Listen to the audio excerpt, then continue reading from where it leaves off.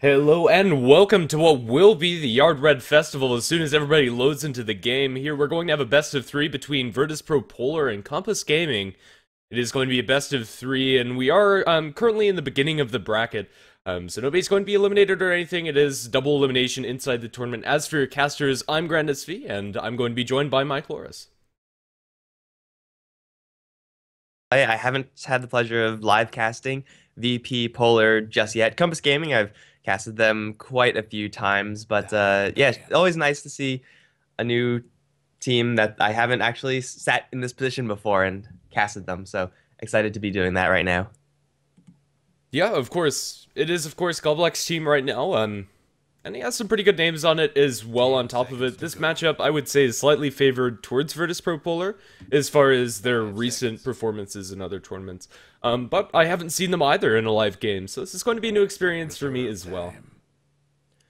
And also, guys, because this is the Yard Red Festival, all of the proceeds will be going to the Red Cross. So it's going to be very helpful if you go ahead and buy a ticket and help charity, because that's a good thing to do just as a human being. Yes, it is. Currently waiting for Kompas Gaming to go ahead and pick their first ban, eating through the reserve time a little bit to start things off. Not exactly sure why. Usually these first bans are fairly straightforward, but they're taking their time. So yeah, making sure that everyone's just still connected. I'm just going to assume that we're going to be seeing the standard bans out first. Maybe Kompas Gaming are a little bit more inclined to ban out Terrorblade because Illidan's Storm Rage is on the other side, and that would make sense in the world of Dota, but it is going to be a Terrorblade ban out regardless, and, just generally strong heroes. Can't really go wrong with that ever. Yeah, for sure. If you do give Terrorblade a little bit of room, very easy for him to push those towers, and a fairly scary hero to deal with, if left unchecked. And a lot of teams aren't very comfortable playing with him, and I'm not sure if he deserves the first ban slot entirely. But then again, he's still a strong hero, and we'll be seeing him run for quite some time. Do a quick check on your overlay. Is that... Oh, no, never mind. Okay, we're good. Never mind. Okay, yeah. Terrorblade, as well as Death Prophet. These two teams certainly going to be taking their time in order to decide this as to what exactly they want to go for. Because it is a best of three and because it is double elimination, it's easier to see a team going to try something a little bit new, especially since the patch is still a little bit fresh. And we actually see a Medusa banned out. Now, I actually see a Medusa being picked up a lot earlier than I would really expect. Do you think this is a worthy ban? Do you think it's even debatably worthy?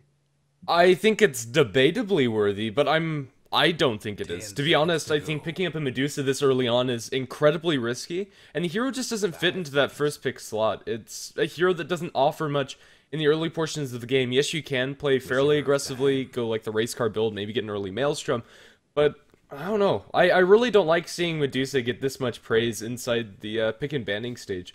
I'm not sure that's really where the hero fits. Right now, she is seeing a lot more play than she has as of late, which is not hard at the very least. Like, we barely saw Medusa in the previous patches, and right now she's kind of the hero of the month.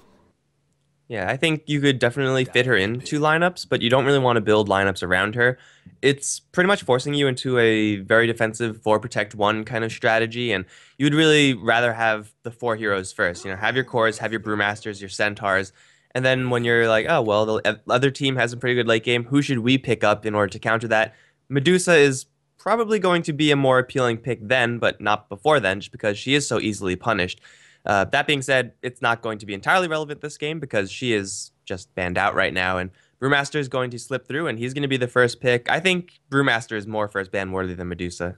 Yeah, I think that's fair, but Virtus.pro go ahead and snag up a very early Magnus for themselves. Following up with Skywrath Mage, not as interesting a hero.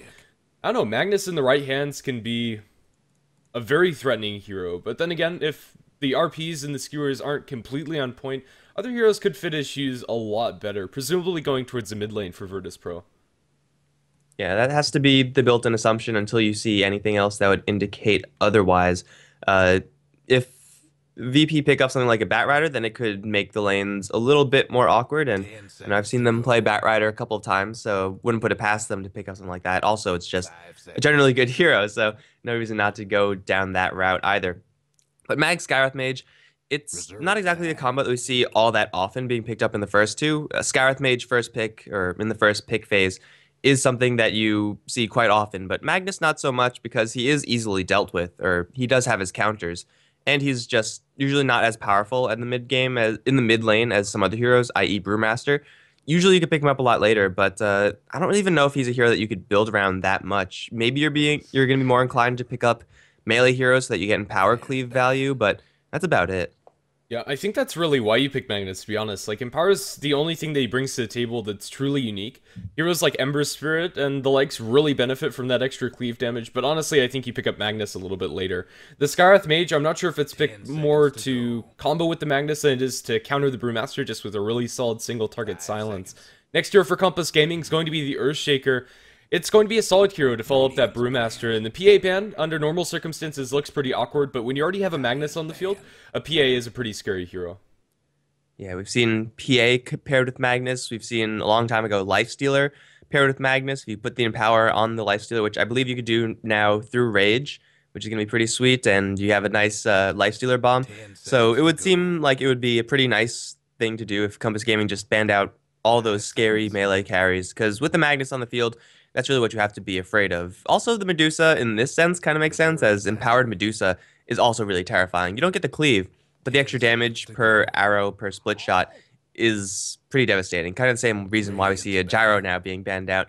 Over on VP, we have Razor as well as Naga Siren, mostly just to protect this Magnus in the middle lane, especially that Razor ban. Yeah, I think so as well. There's not a great reason to ban those out otherwise. Let's see. I think Virtus.pro are going to be going for that melee carry. What it's going to be is still yet to be seen. Lifestealer or Ember Spirit are the first two that come to mind for me. Lifestealer in this game would work pretty well, especially since you're dealing with a Brewmaster. His ultimate is more or less completely negated when you're magic immune, as it doesn't really bother the Lifestealer all that much, especially when you're cleaving through the minions with Empower. So that would be a pretty solid choice for them, but we'll see what Virtus.pro have in mind. Right, they have quite a few options right now. Again, it's more appealing for them to pick up melee heroes because they do have the cleave from the Magnus. Also, dealing with Brewmaster Earthshaker, it's okay if you go for a couple melee heroes because the other side isn't going to be constantly outranging you. That being said, you don't really want to overload on melee heroes against an Earthshaker Brewmaster. Then you get hit with multiple people with the Drunken Haze, and you have to deal with Echo Slams that are a lot more deadly. So they have to play this very delicate game where they want to pick up melee, but at the same time, they don't really want to pick up melee. And it's melee, I guess. I suppose so. Spirit Breaker is another one of those heroes that was at the bottom of the barrel for the longest time. I don't know why they're picking it up third, to be honest. There is very little chance that Kompas Gaming would ban pick or even think about picking a Spirit Breaker. This might get into Kompas Gaming's head because, I don't know, it's getting into mine. Spirit Breaker is a very interesting hero. He changes the way the game's played, but then again, you really have to snowball your way to victory with this hero because he doesn't do very much at most portions of the game. His ultimate was hit pretty hard by the nerfs. He was changed a little bit around inside the last patch, mostly due to the charge cooldown as well as his aura getting an active ability and kind of changing how that works a little bit. Next pickup for Kompas Gaming, a lot more standard, the Rubik giving them an instant stun up against a charging Spirit Breaker could be very useful, as well as stealing the spells that are on the side of VP.polar. There's quite a large repertoire for them. Rubik definitely a solid pick. What are your thoughts on the Spirit Breaker though?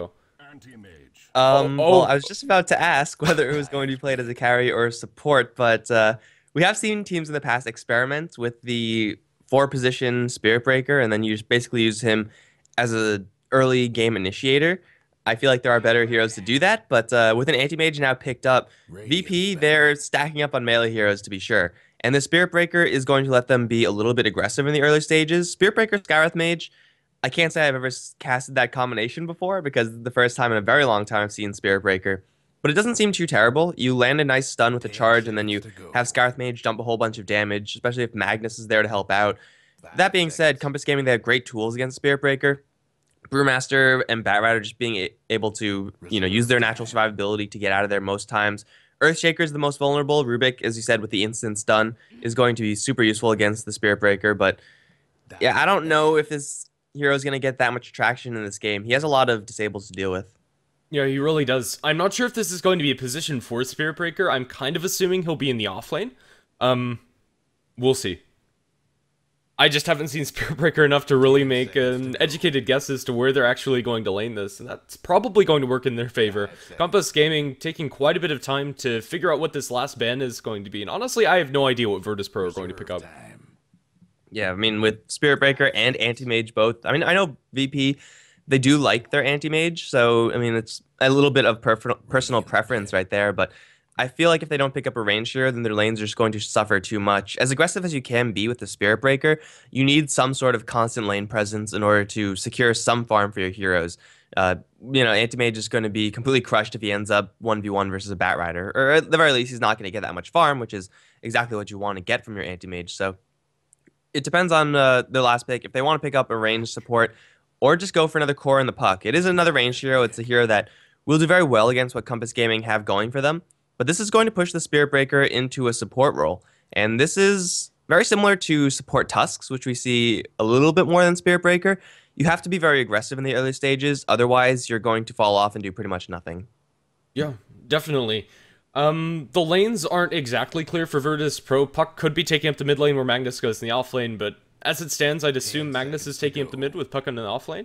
But those could be more or less interchangeable. Kompas Gaming, pick up a Spectre as their last hero.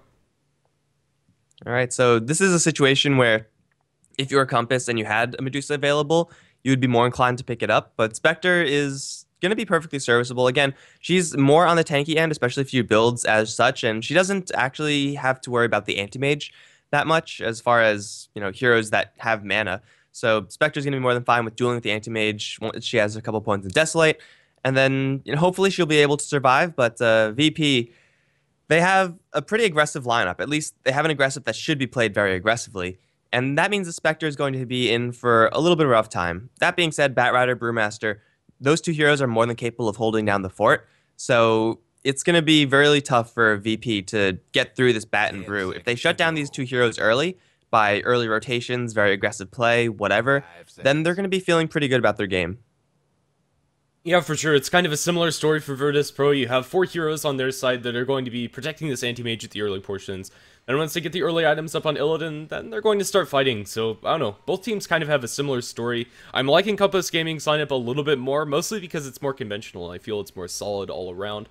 But that said, I'm hoping that VP.polar come out with some crazy Spirit Breaker play coming out from Goldblack. VP.polar is going to be playing on the Radiant side with the aforementioned Spirit Breaker played by Goldblack. Illidan playing on his Anti-Mage. Scandal going to be taking up the Magnus. Skywrath Mage is going to be played by Lil, and DK Phobos playing on the Puck. And on Kompas Gaming, we got PSM playing the Rubik Affininge on the Brewmaster.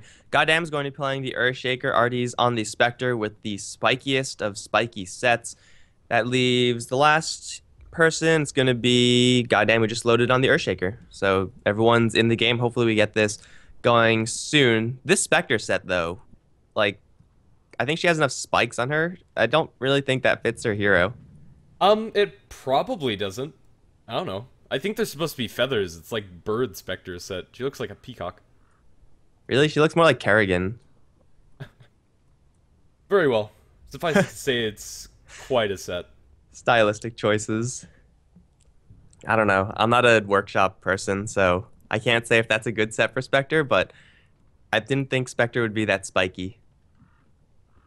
Yeah, I don't know, it's hard to make a Spectre set, though, because if you stick with the current theme, they all kind of look the same, because she's kind of like a miasmatic, floaty, purple thing. Yeah, like Wisp. If you're going to be building a set for Wisp, it's hard to break the borders and create something truly huge without the Dota community getting upset and demanding your head on a pike. Yeah, more or less. It's a lot easier than Wisp, I would say, but similar story. Alright, so final pick of the puck is going to give VP a little bit more ability to initiate these fights outside of a Blinking Mag, outside of a random Spirit Breaker charge. The matchup should be puck going towards the mid lane, I would expect, and they up against the Brewmaster or the Bat Rider, really no matter which one, should be having a relatively decent time. Puck isn't actually here that can contribute that much to Spirit Breaker ganks, aside from just throwing out his spells, or its spells. Yeah, the illusory damage is kind of nice. You can chase people pretty effectively with it, but other than that, there's no lockdown spells. The nukes are okay, but they're not that great. Alright, so we're actually having some difficulty for some people loading into this stream, which is kind of unfortunate because Spirit Breaker. But for everyone who is here, thanks for tuning in again. Yard Red Festival, it is game 1 in a best of 3. And for some reason, as always, we're paused right from the get-go. So exciting. Yeah. We get to see these fancy items on everyone. Yep. I think we're waiting for the teams, although it would be wonderful if we could get the stream issues fixed. I mean, it's not stream issues, it's website issues. Yeah, it's the stream is fine. The stream is going up at 30 FPS, no frames dropped, we're all good. But yeah, it's very unfortunate. This isn't the streaming service we usually use, and on a normal day this would be on Twitch and it wouldn't be as big of an issue. But right now the infrastructure just isn't all that great for ESFX. Well, hopefully it'll improve, because this is certainly a game that I would not want to be missing, just with the picks alone. Of course. Who knows? It might be one of like the crappiest games of all time. Kompas Gaming might just roll over the Spirit Breaker pick and end the game in 10 minutes, but still, it's worth seeing just how this hero exactly works. It used to be played, as I said, a couple times. I think I've seen old Liquid play with it, like TI3-ish area Liquid before then. But yeah, I don't know. Spirit Breaker is really tanky. You can see he has 700 HP. He's got a good amount of base damage, 5 armor, all from level 1 and no items. But he doesn't really contribute all that much aside from just being a tanky body. You compare that to an Ogre Magi, who is similarly tanky, and the Spirit Breaker is kind of underwhelming. Yeah. I would also love to see an Ogre Magi, despite not being as unconventional, still a lot of fun to watch. But this is Gold Black, so maybe he's going to pull something completely out of the hat that I hadn't considered, so I don't know. I'm hoping to be surprised.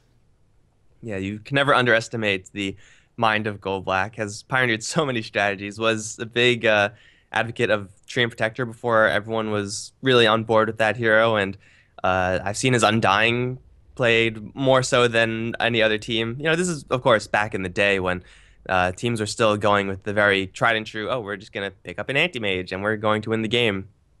But yeah, I don't know if this is a brilliant solution to what Kompas Gaming have, or if it's just VP kind of just messing around and they just want to pick up a Spirit Breaker, but it seems like it is just part of Gold Black's mind just going to town right here, and we'll see if this one is going to be a good pick or a terrible pick, because keep in mind, he did pick it up 3rd, so he clearly prioritized this hero very highly in this particular draft. Yeah. I don't know, it could have just been a day where Gold Black's like, I want to play Spirit Breaker, and then he picks it, so I don't know. Could also be part of it. They also very quickly picked up the Anti-Mage. It seems that these were the first 4 heroes that they wanted. Like, their draft went by very quickly.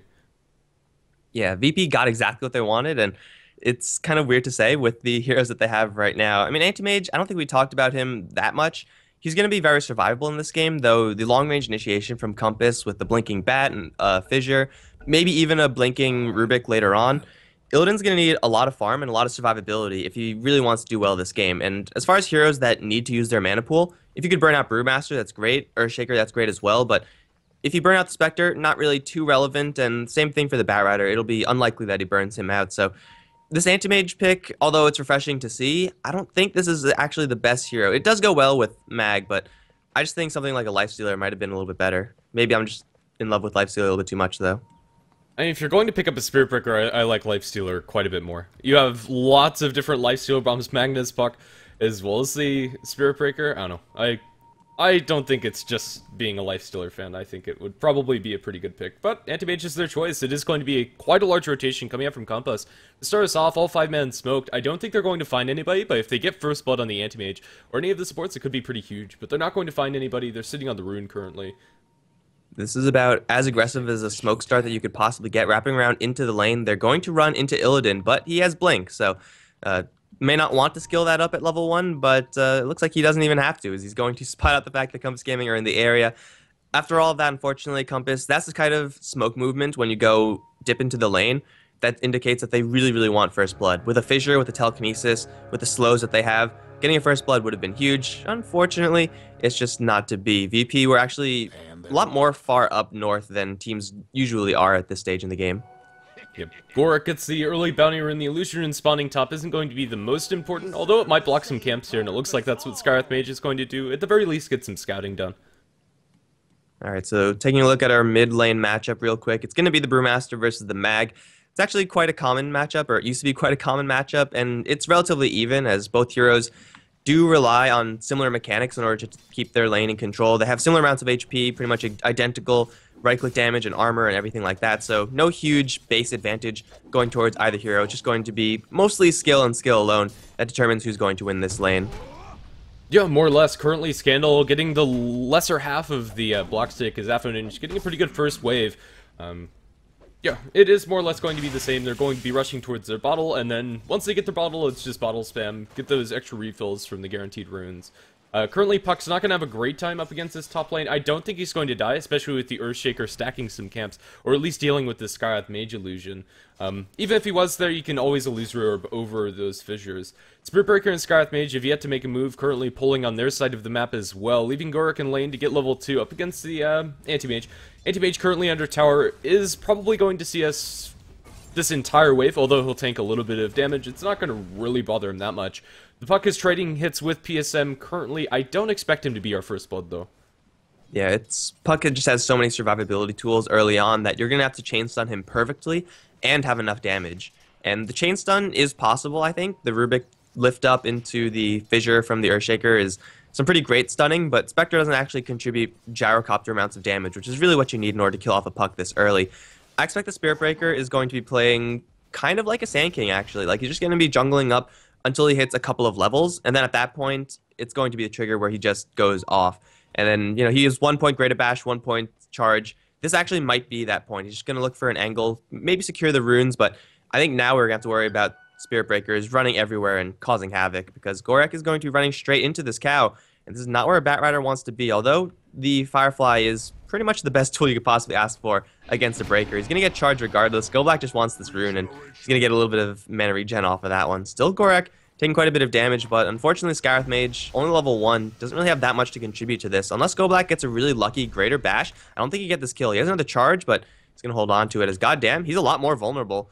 He's going to just throw a fissure, and now both Lil and Goldblack a little bit trapped. They're going to turn around and try to go for the Batrider once again, who has been regenerating just a little bit. Charge is there, gave him the vision, and it's going to be a lot of damage onto Gorik. Not enough damage to kill him off, as Spiritbreaker actually dropping pretty low. I think it's about time for these two heroes to leave this area, because it seems like a little bit too dangerous. Goddamn, still chasing Goldblack, and I don't think Earthshaker could do anything about that. So after all that, we are going to see everyone get home safely. But in the meantime, Illidan is having a free lane, as the Batrider is going to be, I don't know, distracted by the two supports. So at the very least, they're securing farm for their Anti-Mage. So in that sense, it's still a win for Virtus.pro, despite using a lot of mana on their Spiritbreaker. I don't know, Spiritbreaker's turn rate's already pretty awful, and when you have that sticky napalm on yourself, Goldblack can hardly do anything. Going to go back to polling, and it looks like he is just going to wait till he gets some more levels. Currently, the dual lane is coming out from Kompas Gaming. His Goddam's falling very low to the Anti-Mage. The Blink Away will keep AM safe. Nobody is going to die. Lil is completely tapped out of mana, only 2 stick charges, not even enough to throw 1 Arcane Bolt. Illidan's taking a lot of sticky napalm charges, although he should be fine. Might take a little bit more harass than he wants to. Anti-Mage, unfortunately, just as a hero, isn't a hero that could benefit that much from Magic Stick.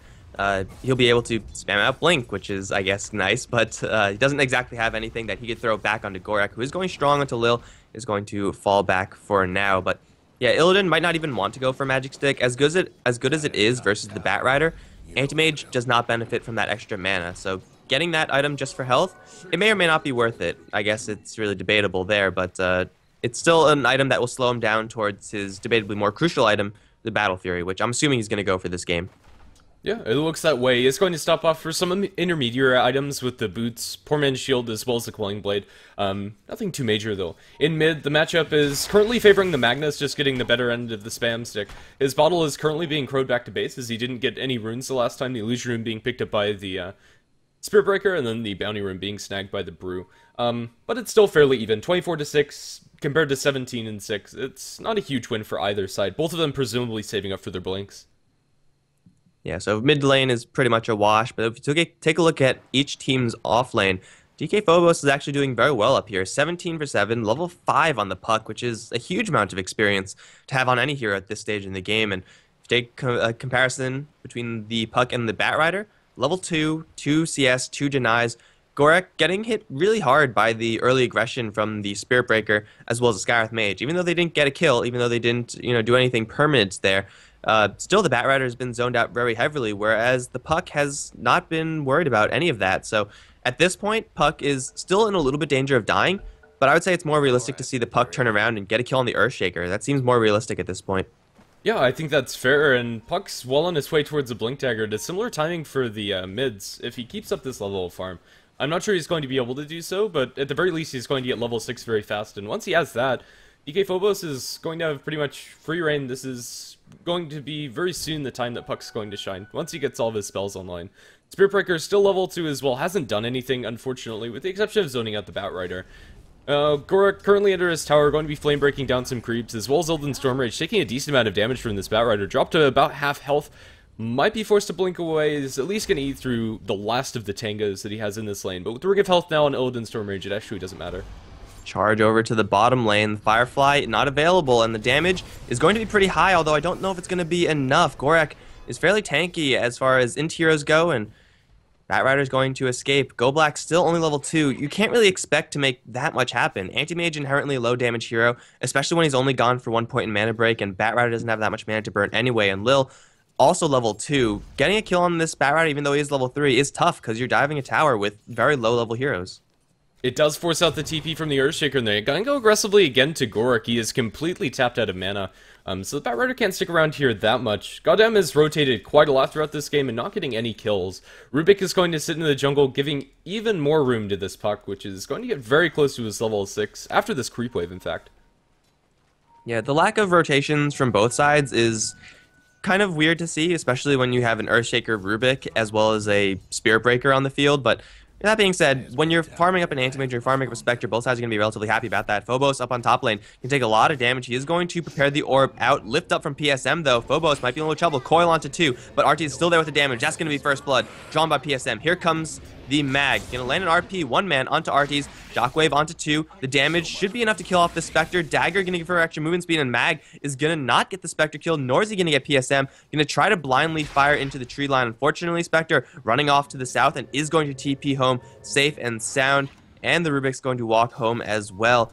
It was very close from Scandal, but unfortunately, close doesn't actually mean anything in this game. Yeah, Spectre is going to pause the game, probably because of lag issues that have been facing this for a little bit more. And it looks like we need a reboot. Yeah, they're lagging a lot. That's unfortunate. But yeah, first blood going the way of Kompas Gaming. It's going to make their top lane look a lot better than it has been doing. The Spectre is actually not farming as well as I thought she was. So this is going to put her at a much more comfortable spot than she was sitting at previously, but still 700 gold advantage to the Anti-Mage. This early game, mostly due to the efficiency of the farming, is still going the way of Virtus Pro. Yeah, and the fact that they killed off the Puck ordinarily would be a pretty huge deal, but Puck is not going to go straight for that Blink Dagger. He's actually stopped and gone for Power Treads. I would have expected that with the amount of farm he's getting, he would have considered holding all his gold and trying to get that straight Blink Dagger, but stopping for Power Treads means that he is not going to lose that much gold in the end. So although getting a kill on level 6 hero or level 5 hero, or I guess he was level 6 because he dropped Dream Coil, is always going to be worth it. You get a lot of experience, especially for the Rubik, who hasn't really been doing that much. The fact that Puck didn't lose that much gold isn't going to hurt Polar as much as it ordinarily would, but forcing the rotation out from the Magnus, and also surprisingly no other rotations from any other of the VP heroes, is still going to be a win for Kompas Gaming despite all of those facts. Still, the Spirit Breaker is not really doing anything. He's going to get a little bit of experience over in mid lane since the Mag did in fact leave, but I don't know. What is he exactly farming for? An Urn of Shadows is a great item, but is it going to help Spirit Breaker do stuff? I don't think it is. I think what's going to help the Spirit Breaker actually accomplish something in this game more than anything is levels. He needs this level 6, and right now he's not going to be able to find it. Honestly, it would have been a lot better for VP.polar to have better lanes to kill with the Spirit Breaker. Right now, nobody's really susceptible. You have a level 6 in the Brewmaster, so even if you try to gank him, it's very unlikely that you're going to be able to kill him before he gets the split off, unless you have both Skywrath Mage, Puck, and Magnus in the lane, which is a little too much to ask for ganking one hero. Yeah, and especially when it's such a delicate situation, you have to chain stun that one hero perfectly. And if you don't, he's just going to split and run away. And then all of your heroes that you rotated in are just sitting there looking really stupid. So killing this Brewmaster pretty much off the table. It was, as we said, very difficult to kill off the Batrider because you have to chase him as a melee hero through Firefly, and that's never what you really want to do. And then at that point, it's only top lane that's actually very vulnerable. Catching eyes on the Rubik Earthshaker most times will result in a kill, but GoBlack hasn't actually touched the top lane. In fact, VP have pretty much been hands-off on that top lane, so that's really where the only possible kills are. Getting a kill on the Spectre is viable, but difficult because of the dagger, and all the other two supports are mostly just camping up top lane with occasional rotations from the Earthshaker, but really, as you said, GoBlack doesn't have many great targets to kill, and I think that's partially because they decided to pick him up so early. Kompas Gaming were more than prepared to deal with this Spirit Breaker. Yeah, I think that's definitely fair. Yeah, I'm still not feeling it. I'd love to see it work, but it's just not doing that yet. Scandal's going to back off for the Arcane Boots before going for his Blink as well, so his Blink is going to be delayed. This is a pretty normal Magnus build, although I like seeing the Blink earlier on. It's just not going to happen. The Blink Dagger status for the Batrider is also going to be quite delayed because his lane situation hasn't been great. Let's see, the stacks that are inside his jungle, he has one at the medium camp with no mud golems, which is going to be beneficial. That's a triple stack, none in the other medium camp, and then a double stack over at the large camp. So Batrider's going to have a decent amount of farm acceleration to get towards his Blink. The Blink Daggers coming out from both teams are probably going to be at a pretty similar timing, with the exception being the Brewmaster. He's going to be the first one to get on the Blink train. And of course, once you are on the Blink train, the train stops for nobody. The clap into a split is going to be pretty easy kills on to almost whoever he finds. It's hard to deal with the puck. Actually, maybe not. VP are actually pretty well suited to deal with disengaging from a Brewmaster. They have Skewer out, they have Blink out from Anti-Mage, they have Puck, who's pretty much never going to die. Spirit Breaker just naturally tanky. He might die to a Brewmaster initiation, but really the only easy kill is Scarith Mage. So both of these teams are, I think, going to be playing this more passively, not by choice, just because they can't get anything done. They have to bring out so many heroes, and they need like Blink Daggers and the Batrider. I think that's going to be a bigger item than Blink on the Brewmaster in this particular game, just because they will be able to lock down that one guy, prevent the skewer, prevent the phase shift, so that the damage can actually go through. Yeah. Spectre this game isn't having a very good start as far as farm is concerned. Currently only phase, Poor Man's Shield, and a TP, and that's all that Spectre has to her name. So I'm not sure if this is going to be a Radiance Rush for Spectre, but at the current pace of the game, it doesn't seem like a bad idea, as long as you're able to keep up that farm. But currently the puck is actually head-and-head with the Spectre in terms of CS, and even with support, is able to handle this lane very effectively. So, well played to DK Phobos. I don't know. The Spectre needs to find a little bit more off of the map than she is currently, if they really want the Spectre to be effective. Anti-Mage is going to go for Power Treads, presumably, with that Gloves of Haste. Yeah, okay. There we go. I've seen a couple of Anti-Mages experiment with Maelstrom. It's kind of an interesting build to watch, but Battle Fury farms a lot faster, despite Mjolnir scaling better into the later game. I'd love to see a Maelstrom Anti-Mage, but honestly, I don't think we're going to. He's actually gone for a pretty weird build, which is also weird to say 6 minutes into the game, but Boots, Gloves of Haste, as you said, would indicate Power Treads, but he also has that Ring of Health, which might be just a casual pickup. Ordinarily, the build is Brown Boots, maybe Poor Man's Shield, Quelling Blade, into straight Battle Fury, and then use the farm that you get from the Battle Fury to pick up your Power Treads, and that usually doesn't take that long at all, but he's gone for both of these items, and it might be something a little bit different. I don't know if it's going to be a Maelstrom. That would be very interesting to see, but certainly you don't get these items both at the same time. It might not matter in the end. He might just have so much free time as he has been that he's going to be getting his Battle Fury and then his Power Treads, and this small deviation into Gloves with Haste isn't going to matter in the end, but it is possible that Anti-Mage is going to be going for something a little bit weird. Yeah. I personally like seeing Power Treads first on Anti-Mage because honestly his farming speed doesn't increase that much until you have both of those items. It really depends on how the lane is going. Right now, I'm not sure it matters, but in a really great lane you can rush the Battle Fury, in a mediocre lane Power Treads first for the extra laning presence might benefit you a little bit more. Yeah, we'll see. It is very peculiar to see this item progression on Anti-Mage. Well, I think this game, you could consider his lane to be really good. He's been getting a couple stacks in Napalm, but he's never in actual danger of dying. And versus the Batrider, his supports have been keeping him safe for the most part. And I don't know, Kompas Gaming, they still can go for kills in this Anti-Mage, but again, they're not working with that much stun, and the stun that they are working with isn't really backed up by that much damage just yet. So Anti-Mage could go for pretty much whatever build he wants. I think he has enough time to make his choice, and no matter what that choice is, he'll be pretty happy with it. Yeah. I don't know. We're probably going to leave the Anti-Mage alone for quite some time. Maybe once they get a Blink Dagger on the Batrider, they'll attempt ganking him again. Or at all. Then again, for now, it's just going to be fairly passive. We have a TP up to the top lane. That's just going to be the Earthshaker coming back up with the Rubik. Spectre's currently back to base, and we'll make her way towards the top lane for that little bit of extra farm. Magnus is currently left alone, and it is just a passive game. The Spiritbreaker showed his face up in top, but can't do anything. Right now, Goldblack's main job has been to sit on the runes.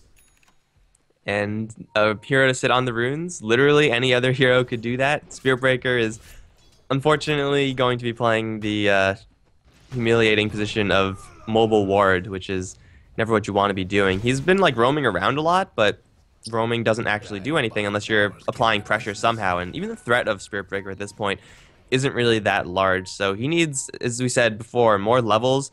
He needs to be able to do something, because if he doesn't do anything, then he's just a dead hero and it's just a ward. That being said, they are looking to set up potentially on the mid lane. Killing this Brewmaster is very difficult, but if they can get him down at this stage, he's so very close to his Blink Dagger that will be a very nice kill for VP to take, but I don't know if they could actually initiate on this. They need Puck to randomly jump in, and that's not going to happen. They're going to, in fact, charge up towards top where they see Gorek. Firefly's not available, actually, for Gorek, but he does have a ton of support. Lift up onto Goldblack, suddenly no more charge. Shockweb's going to fly through. Goddamn, gonna land a Fisher onto Goldblack, and here comes the Haunt. Both Scandal and Goldblack in a little bit of trouble. Goldblack a little bit more so. He doesn't have any way of getting out of here. He's going to buy up everything before he dies. But that is him just running into a whole bunch of Kompas Gaming heroes and then paying the price for it. Meantime, Anti-Mage takes a tower down in bottom, so I suppose space created by Goldblack, but honestly, it doesn't do much. In the meantime, we also have the Blink Dagger picked up by the Brewmaster. KPG are finding the kills around the map, but still their Spectre's not farming that much. I don't know, it's still anybody's game, but all said and done very even, despite the kill score not suggesting that. It's a slight advantage in the gold, as well as experience towards VP.polar, but nothing significant. And a lot of that advantage for VP is given due to the Anti-Mage, who's having a relatively easy time. It's a pretty nice stack steal, as VP clear out 3 stacks of creeps that Batrider is just prepping to clear out, and unfortunately for him, he's going to deal with only a double off to the right side in the hard camp, and only a single in the medium camp. Mud Golems, the bane of every jungler's existence. Maybe not Chen, but definitely the Batrider, so the Blink Dagger is once again going to slow down by a little bit. Now they're going to go for Goddamn. This is a valuable kill for VP because it's a kill, a participation for Goldblack. And they finally get something, a support being a little bit too out of position. Yeah, level 4 in Goldblack. Now with the Urn of Shadows, might offer a little bit more to his team than just the intel around the map. Yeah, Anti-Mage still completely left alone. He does back off for the Power Treads first, and now into the Battle Fury he goes. It's going to be a very fast Battle Fury for Illidan. He's been pressured none at all, currently hitting at about 7 CS a minute, has hardly missed a creep, if any. Yeah, and now Kompas Gaming, they have to rotate several heroes down there to deal with the Anti-Mage, as opposed to just throwing one down there and being happy with that. Because Anti-Mage, even though he only has 1 point mana break, he is still holding Power Treads. He has quite a bit of damage, 100 a pop with the mana break, extra damage, and potentially mana void for a finisher. So whoever goes down there is not going to be able to sit very comfortably, whereas VP, if they do see anyone down there, rotations from the Spirit Breaker, from the Puck, are all perfectly viable. There is going to be a smoke up from Kompas Gaming, though, and they're going to try to go for this Anti-Mage kill. This is going to be incredibly difficult, though. Brewmaster does have a Blink Dagger. They have to chain stun him perfectly, and if they don't have the chasing power in order to get this kill. With the Batrider, he does have a lasso, so this kill just got a lot more possible. They need perfect chain stun to open things up. Fissure is going to not be thrown. In fact, it's going to be the Brewmaster to open things up first. They're still going to go for Illidan, though. There's the Haunt. Artes wants in. Fissure on the wrong side, though. Teleportation in from Phobos. Going to land 3-Mind Silence. Will blink out of there successfully. Drop a coil, but he's going to get lassoed and brought down. Here comes Scarif Mage. Actually canceled his TP. Actually, it's going to be Goldblack, who's also going to cancel his initiation. So Kompas Gaming bring all 5 heroes down to the bottom lane. They don't get the target that they want, but getting a kill on the Puck is just as good. Yeah. Magnus is going to get the Blink Dagger. I'd much rather kill the Anti-Mage, especially when he's saving up for his Battle Fury. He's going to ferry himself a South, as well as his Claymore. Anti-Mage is still going to be farming at an incredible pace, but they are going to make his farming a little bit more difficult. As Scandal gets a double kill on the backlines off of a beautiful RP. He's not going to be able to get the kill on the, excuse me, Batrider, but the Anti-Mage with the Mana Void is going to be able to do so, as PSM's also going to drop down to the Spirit Breaker's Urn.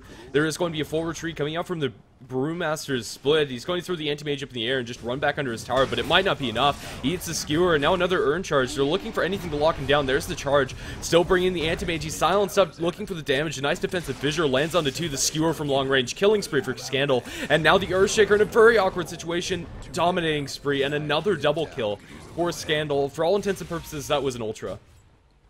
Oh man, that experience gain is going to be so huge for VP. Finally, the Spirit Breaker does something. Again, it's nothing too unique. He's just mostly just chasing forward, but still, he now has his level 6, and that opens up the door for so much more for the Spirit Breaker. He's going to start the charge onto Ardes. Phobos, though, not really playing this one cool, is going to go aggressive onto the Spectre. Here comes Scandal, blinking forward. Coil's going to land into Artes, and it looks like this Spirit Breaker is going to instead decide to charge for Gorak. Here he comes, slamming into him. Ultimate available for Goldblack is going to land as well.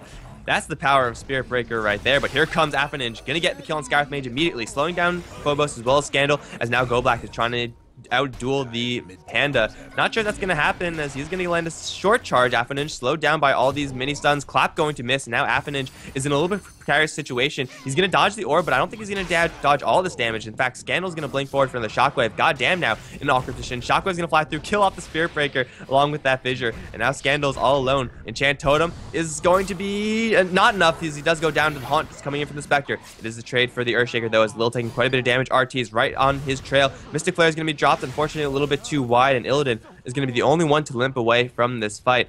After all said and done, I believe that was a 3 for 2. That was, I mean, the fight recaps have been kind of janky, but says Batrider died, Spectre died as well.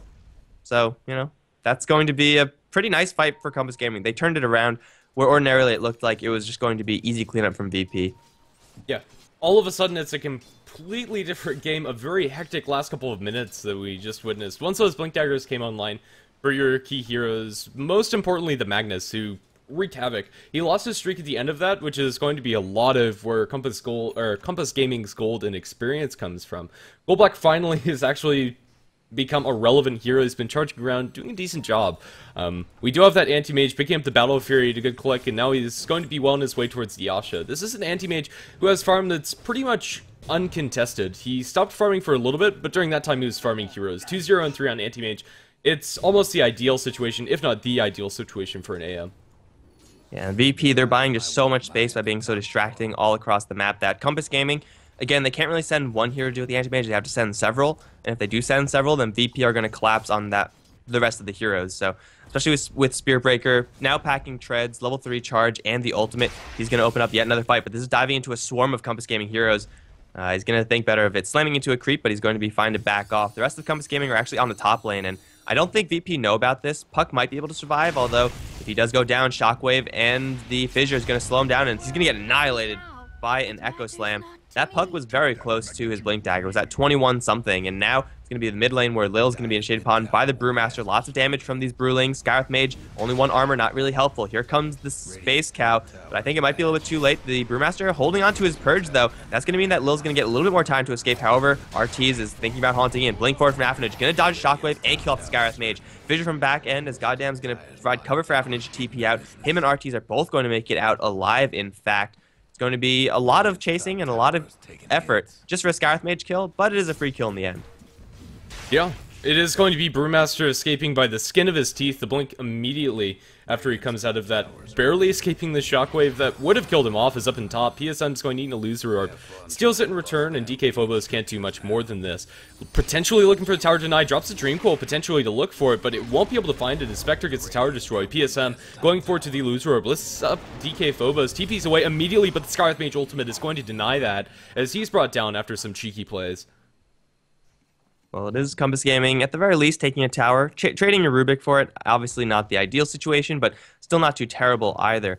So it's Kompas Gaming getting a little bit more map control, and that is the first tower that they've taken down in this game. Actually, only 2 towers taken down in total. They're going to try to go for Aphaninge over on mid lane, Charge and Skewer being used, but actually Illidan, he found a Batrider, and Kompas Gaming made the crucial mistake of sending only 1 hero to deal with him. Aphaninge now stuck in the river. He's taking a lot of magical damage from this amplification of the seal. However, there's no lockdown from GoBlack. There's the charge. He has his ultimate cooling down soon enough. Aphaninge doesn't have a split. The damage is not quite there. There it is. GoBlack going to get a lucky greater bash and secure the kill there. Now diving for goddamn. The backup isn't quite there. Shockwave through. Go Black chain stunned in the tower, but I think he has enough damage. Yes, it's going to be a double kill for Go Black, and the tower is not going to kill him off. Haunt from Spectre, not up for another 20 seconds, so Go Black is going to limp home. So a whole bunch of kills going for VP over in the mid lane. Even Illidan getting a solo kill on the Bat Rider, showing the amount of power that Anti-Mage has versus only one hero. Things are looking so great for VP after a very slow start. They really are. Yasha now on Illidan, he's almost at a Manta style or getting dangerously close to it. He has enough for the recipe and well on his way towards an Ultimate Orb. I don't know. This Anti-Mage is going to be incredibly scary, almost doubling up the net worth of the Spectre, and this is not where you want your Spectre to be. At this point, Artis would love to have something, at least the Relic at this point, but he just isn't farming very well, and he's died twice, despite being involved in the same amount of kills that the Anti-Mage has. Just a lot more efficiency coming out from Illidan, and I suppose picking up the Anti-Mage as early as they did, they're making it pay off. Anti-Mage is just a lot more of a self-sufficient hero than Spectre. We've seen this a lot of times in this game where Spectre is farming a lane, but at the same time, Rubik and Earthshaker are just hanging around, making sure the Spectre doesn't die. VP don't have to do that. Their Anti-Mage, if he gets into a little bit of trouble, most likely he's going to be able to blink his way out of it. Spectre doesn't have that luxury. Now Haunt in. DK Phobos going to get lassoed into the mid lane tower. That's going to be one kill going the way of Kompas. Are they going to go for anything else? It looks like they won't. The tower is held, not in deny range either. But Gorek, he's going to just try to crack back onto this tier 1 tower. Kompas Gaming, they don't have that much pushing. They have to deal with Anti-Mage still up on top lane. He's the real problem hero for Kompas Gaming to deal with, and they're sending no one up there at all. It looks like they're just going to try to dive the tower. RP only onto Gorek, though. Fissure's going to stop him and Go Black as Ninja is going to try to split, but he instantly silenced by the Scarth Mage, who's going to pay for it with his life. Now PSM going to try to focus onto the Spirit Breaker. Has an ultimate available, but the damage is going to be very large, especially with an Echo Slam committed. That's going to be a kill for Artis, who got that kill somehow, but it is a whole bunch of kills now going the way of Kompas Gaming. They get good initiation. A 3-man clap is pretty much all you could ask for, and Ninja didn't use a split either, so if VP do want to fight this next upcoming fight, it's not going to be the greatest for them. Yeah, it definitely is not. The Anti-Mage did also come down here, currently invised up, might be able to pick off somebody on the backlines. PSM almost completely out of mana. He's going to hit him a couple of times, then Mana Void to seal the deal. Blink Away will keep the Anti-Mage safe for now, is fairly low on mana, doesn't have that many blinks. The Blink Away from Gorek is going to keep him safe on top of it. But Virtus.pro are going to defend their tier 1 tower because of that single pickoff. And looking for more. Yeah, they're going ahead and split out. Here comes Spirit Breaker, only going to stun up a couple of the Brewlings, not really doing much of anything. Phobos taking quite a bit of damage. Fissure from Goddamn is going to clip Phobos right on the edge, and the Rock is going to kill him off. The Brewmaster now can't really get anything else done except for just be a general nuisance. And it is going to be, once again, the Puck dying. He has his Blink Dagger, though, so really Puck doesn't have to build into anything else. You would like to see a Sheep Stick eventually, items of that caliber, but as long as he has his Blink, Puck is going to be doing his job, or he should be doing his job. Spectre does have that Relic online, and Artis, after a nice fight for Kompas Gaming, is going to be working towards his Radiant.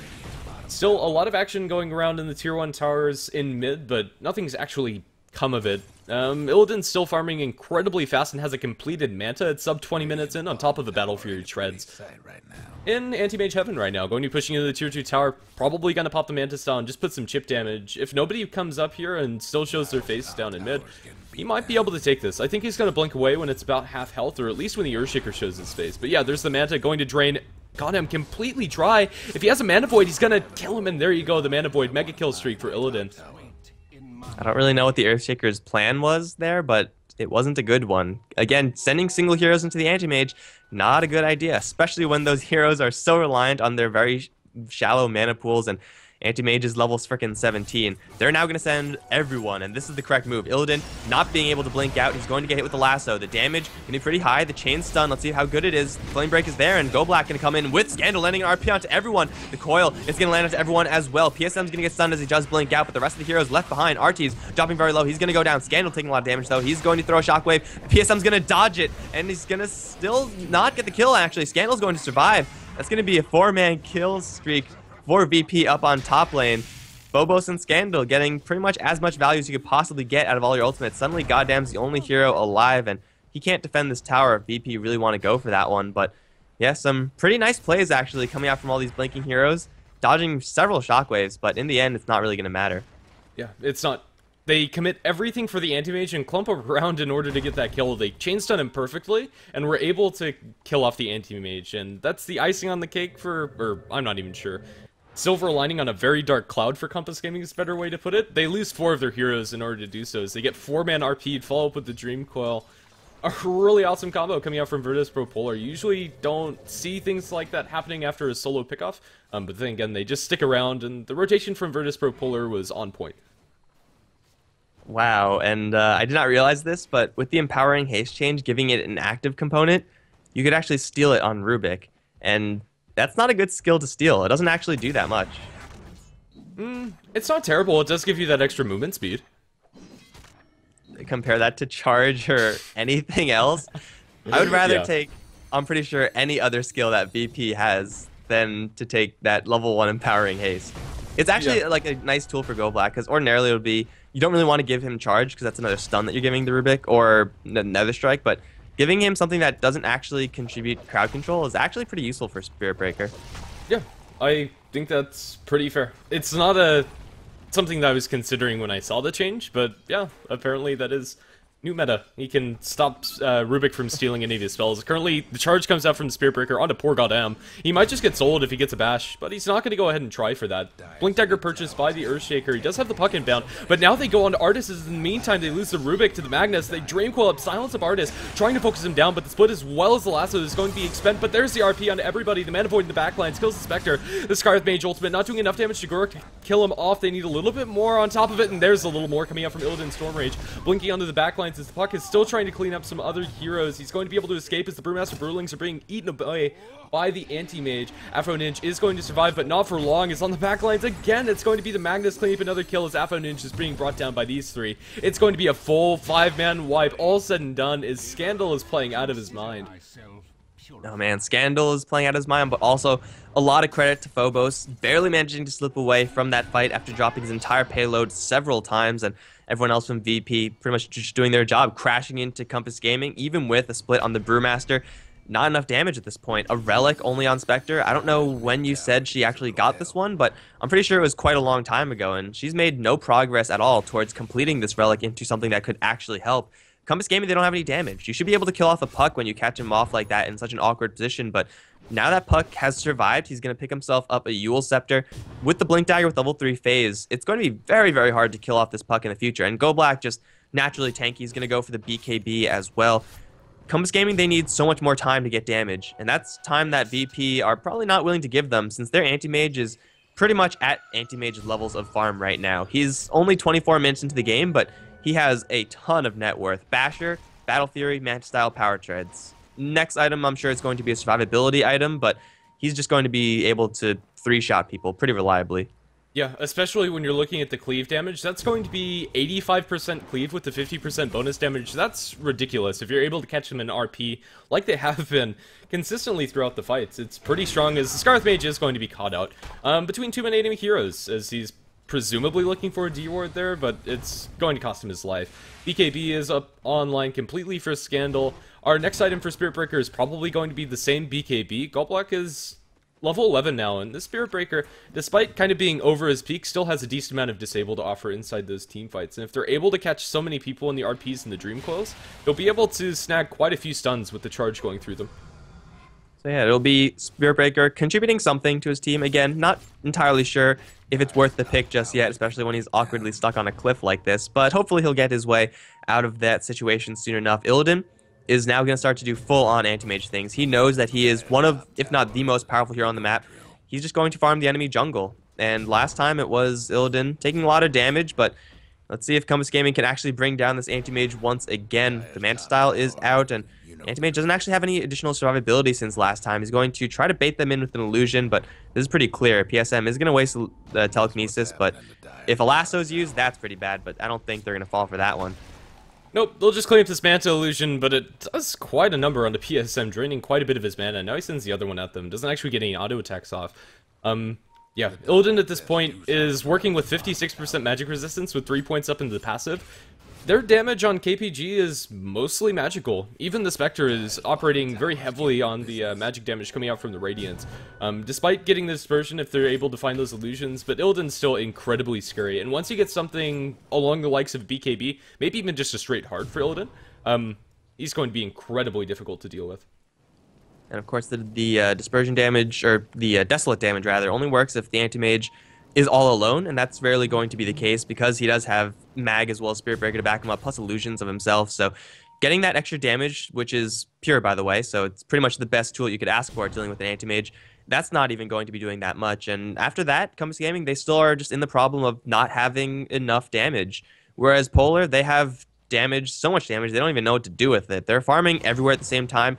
They're kind of being a little bit complacent. They have yet to crack a tier 2 tower, but soon Anti-Mage is going to get completely 6-slotted, and I think it's about time for him to buy a Reaver right now, sell out that, okay, never mind, he's going to keep on farming. But yeah, once Anti-Mage gets a health item, then Kompas Gaming, they actually just have no response to this. Now they're going to go for RTs. The cleave damage, 2 shots bring him down to half HP, and a bash. Holy crap. Anti-Mage got help on that one, but he didn't even need it. Now off to the side, they're going to see PSM. Gorax already in the Firefly, I think spotted. Yes, Lil did spot that fact, and they're going to try to chase this Batrider down. They're not going to catch anyone. Lil actually dropped, going very aggressively without much of his team. Pretty much a bluff, but the rest of the VP could have jumped in and helped if things really got bad. But regardless, it is going to be Anti-Mage still, just pretty much 4-shotting a Spectre. Now going to clean up this tower up on the top lane. PSM can get initiated upon with a 2-man coil as well. Charge forward from the Space Cow as PSM dropping very low. Where is the Cow? He's going to come right in. Unfortunately hit onto a Yule Scepter, but Goddamn's going to get bashed regardless now. Silenced up and hits with the Shockwave. Go Black needs his ultimate. Ultimate, not going to happen. This Arcane Bolt is not going to kill off Goddamn either. Go Black getting dragged way deep into the enemy base, but he's going to pop the BKB and then charge out safe and sound. They dive so deep, they don't actually get anything, unfortunately, for VP, but they get the tower in the end, and they don't lose anyone either. And now they have a cool 5,000 gold or thereabouts on Illidan, so, I don't know, they could get whatever item they want on this anti-mage, and yeah, it's just looking so bad for Kompas Gaming. The Spectre, a hero that scales incredibly well, honestly doesn't do that great against the anti-mage on even footing, and right now they're anything but. So what Kompas Gaming needs to do right now is to just try to get some more picks with the Batrider. They've gotten a couple, but definitely not enough to make him worth it. 156 is not the score that you want to have on your Batrider at any stage in the game. So they need to get picks and then use those picks in order to buy space for the Spectre to get something. And then hopefully they'll be able to stand a chance in the late game, but with the amount of farm that Illidan's getting right now, I don't know if VP are going to give Kompas Gaming that chance. They are doing exactly what they need to do right now. Batrider up into the air with a gem, trying to get as much map control and trying to potentially go for a pick off if he runs into a hero. It might be Illidan, in fact, just spent a good portion of his gold buying a pure damage item in the Abyssal Blade. It's going to be, you know, enough to 2-shot PSM or something like that, but still, if he gets locked down, Illidan does run the chance of dying. So VP probably playing this a little bit more risky than they really have to. Yeah, I think Heart is definitely the safer item, but then again, if they catch people in the cleave, it's going to be ridiculous, as they find the lasso onto Lil. Lil is going to die. He's caught up between 4 heroes, but then again, it's a lasso that Anti-Mage doesn't have to worry about for another minute, and that's a minute of free space for Anti-Mage to farm, and so Illidan is going to be fairly comfortable with that, despite losing one of his supports. Getting a pick off, as good as it is for Kompas Gaming, it's not good enough when you're killing off an enemy Skywrath Mage, and now Illidan split pushing the top lane. Who's going to be brave enough to deal with this? Only the Earthshaker. This is someone who's almost going to completely die to the illusions, although they were cleared up decently already. Though, goddamn, she's going to jump, going to get Mana Void. Was stolen by PSM. A decent skill to steal, but that was just like 3 illusion hits and a Mana Void to kill him off. You cannot send that few heroes up against an anti-mage, especially when they're soft supports like that. Yeah. Nobody's really safe. He's going to use the Abyssal in mid onto Afo Ninja. He doesn't die instantly and has a split. He's probably going to be forced to use it before he loses too much mana, and there you go. He's going through the boulder the way of Goldblack. It's on the sidelines. Illidan is going to back off. They are going to drop the hump for this, but with BKB on Goldblack, he actually doesn't care. Up in the air with the Magnus, they're going to not clump around with him as the ultimate from Goldblack is going to send an Artist. Where's the Anti-Mage? He's going to join this fight again as the puck jumps in. There's your RP. Going to land on some Brewlings as well as the Spectre. They bring down the Spectre as the lasso's on Illidan. Illidan's not taking enough damage, though he does have 3 stacks. They do steal the blink away from Illidan, are able to lift him up, but in the meantime to get the kill onto the Brewmaster. Now Illidan's going to blink after them, gets a bash onto the Batrider and brings him down very quickly on top of it. Now the creep wave's dead. They only lose Goldblack after Kompas Gaming thought that they'd found a pickoff. And again, losing a support for VP, a perfectly reasonable trade, especially when you get the enemy Spectre down. That in itself would have been a worthwhile trade, but getting a whole bunch of kills to boot is going to just be such unhappy times for Kompas Gaming. They're going to catch PSM, who does have Anti-Mage's Blink, so he's going to be 100% safe, unless he doesn't have it available, because here comes the Anti-Mage. He knows you stole his blink, and he wants revenge. Abyssal Blade, 1, 2, 3 shotting. Goddamn's gonna land the Echo Slam onto Illidan, but here comes the mag to support. 1 shot, 2 shot, and Goddamn. It will be the Skywrath Mage to take that kill, but that's going to hit Kompas Gaming so hard that they're going to be prompted to end the game. Anti-Mage, at the end of that, was considering getting a second Battle Fury, and honestly, it didn't matter. They could not deal with that Anti-Mage, let alone the other heroes in the Pocket and the Magnus. Although this is a best of 3, that is going to be a fairly convincing game 1, going the way of VP.polar, so stick around. We're here on the HeflaTV ESFX channel. I'm Grandis V, joined by Mike Loris. Stick around and see you soon for more Dota.